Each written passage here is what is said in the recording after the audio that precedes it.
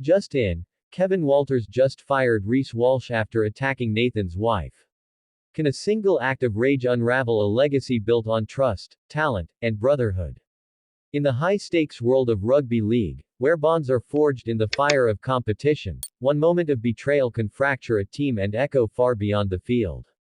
This is the story of Reece Walsh, Kevin Walters, and a shocking incident that shook the Brisbane Broncos and the rugby world to its core. The stage was Suncorp Stadium, Brisbane, under a twilight sky streaked with gold and shadow. It was late in the 2025 NRL season, and the Broncos, led by their fiery coach Kevin Walters and electrifying fullback Reece Walsh, were chasing a finals berth. The air crackled with the energy of 35,000 fans, their cheers a tidal wave of hope for a team carrying Queensland's pride. Walsh, the 23-year-old prodigy with lightning speed and a fearless heart, was the spark of the Broncos' resurgence, while Walters, a club legend, was the steady hand guiding them toward glory. Please like, share, and subscribe for more sport talk content. But beneath the surface, tension simmered. The Broncos had faced a grueling season, and whispers of locker room friction had begun to leak. Walsh, a star whose brilliance often danced on the edge of recklessness, had clashed with teammates over his flair-first mentality. Meanwhile, Nathan Cleary's wife, Mary, a beloved figure in the rugby community, was a guest at the game, her presence a quiet nod to the bonds between rival clubs. No one could have predicted how the night would unravel. It happened off the field, in the shadows of the post-match chaos. The Broncos had fallen to a narrow defeat, the sting of missed opportunities hanging heavy. In a private corridor near the locker rooms, Walsh, still seething from the loss, confronted Mary Cleary. Witnesses later described a heated exchange, words escalating into something unthinkable, an alleged physical altercation.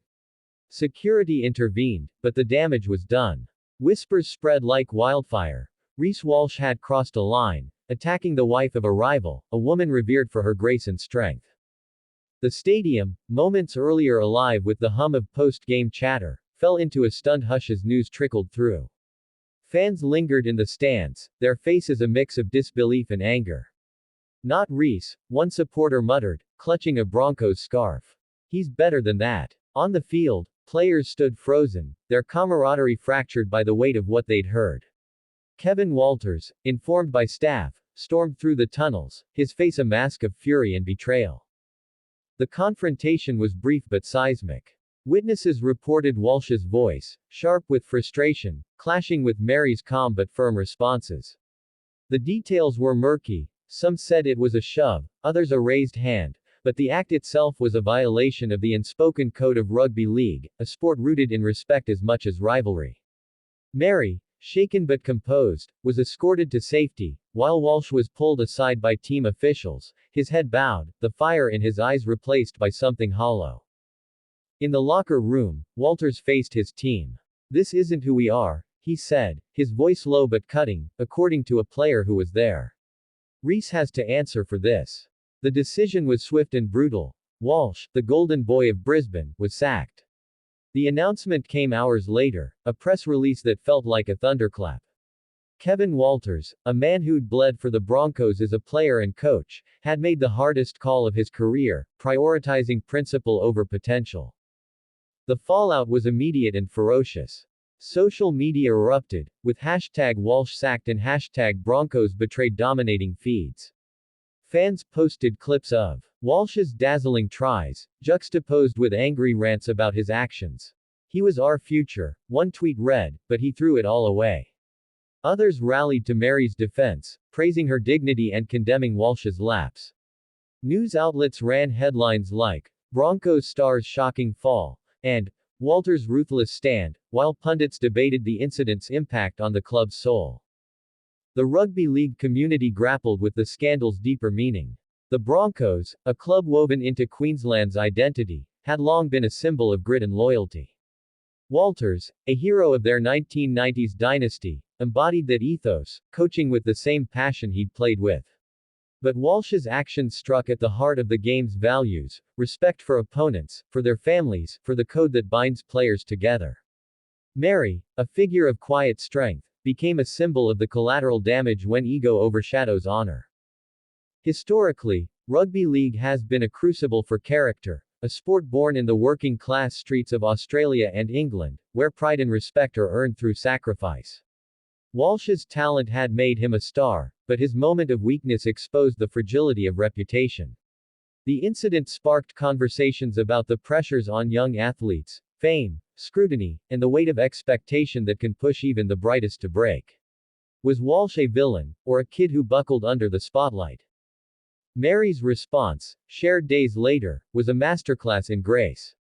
She spoke briefly to the press, her voice steady. "I forgive Reece. I hope he finds his way." Her words shifted the narrative, turning a story of anger into one of redemption. Fans flooded her with support, leaving flowers outside Penrith Stadium and messages of admiration online.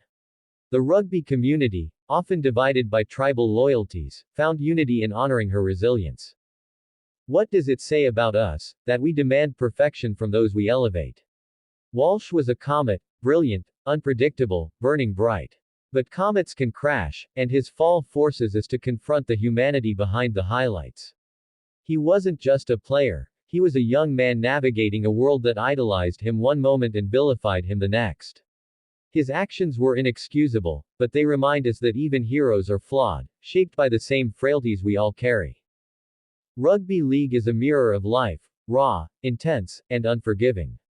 It asks players to be warriors, but also to be role models, to carry the hopes of fans while staying true to themselves. Walsh's mistake was a betrayal of that trust, but Walter's response was a stand for something bigger. By sacking his star, he sent a message: no one is above the game. No talent, no matter how great, outweighs the values that hold a team, a sport, a community together. There's a deeper lesson here, about accountability and redemption. Walsh's actions hurt more than Mary, they wounded the spirit of the Broncos, a club that has always stood for heart over hubris. Yet, in the pain, there's hope. The game has survived scandals before, emerging stronger through reflection and change. Walsh's fall could be a turning point, a chance for him to rebuild, and for the sport to reaffirm its commitment to respect. We celebrate the brilliance of athletes, but do we see their struggles? Walsh's speed and vision lit up fields, but his moment of anger revealed a young man grappling with pressure. Walters, in contrast, showed the strength of conviction, choosing integrity over expediency. Their clash is a reminder that leadership isn't just about wins, it's about standing firm when the stakes are highest, even when it means letting go of a star. In a statement released weeks later, Walsh broke his silence.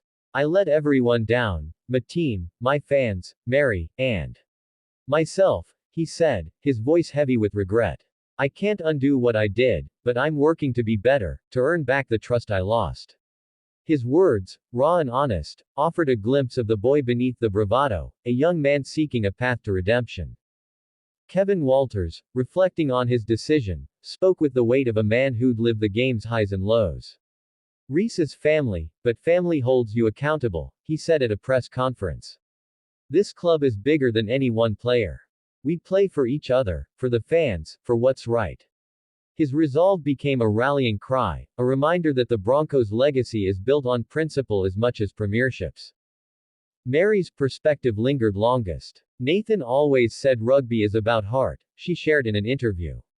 "Reece lost his way, but I believe he can find it again. That's what Nathan would have wanted." Her forgiveness, rooted in love for her late husband and the game they both cherished, became a beacon for fans, a call to heal rather than hate.